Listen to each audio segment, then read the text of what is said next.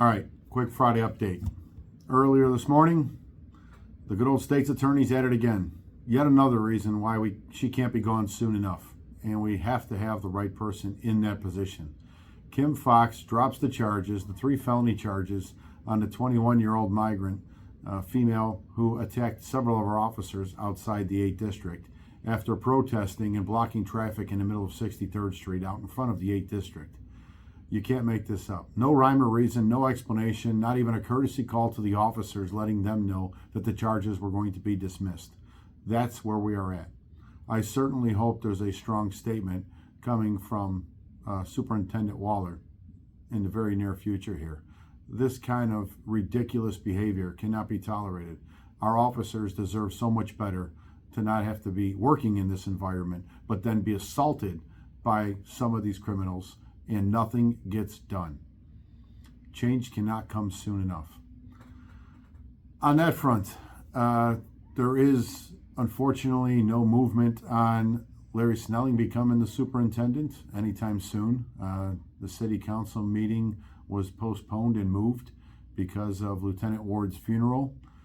I would have expected and hoped that things were juggled around so that gets done on an expedited basis, but apparently there's no hurry to get it done before the October now city council meeting.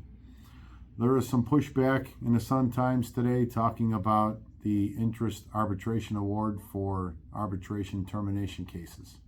Again, let me educate those aldermen who clearly have no clue what they are talking about and claim they are Democratic people and part of the Democratic Party that is supposed to support labor. This is a labor issue. It is in the statute. It is protected by labor law. It is also now, thanks to the amendment right, protected by the Illinois Constitution with the governor's signature under the workers' amendment right. So this was nothing new. It was always by agreement.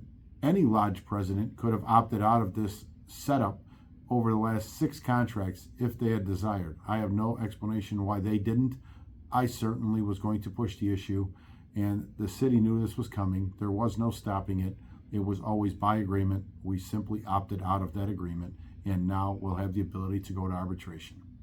We're not trying to circumvent anything except protect our rights like every other union in this city is afforded. Some unions get coddled and treated with kid gloves and rolled out the red carpet to extend their right to strike. We don't even have that. We have to go the arbitration route because we don't have the ability to strike. You want to give us the ability to strike instead of arbitration? We're open to that conversation. I don't think that's going to happen. Everybody have a safe weekend. We know how crazy this weekend normally is. I hope the department's ready for it. We did a much better job last year than the year before that.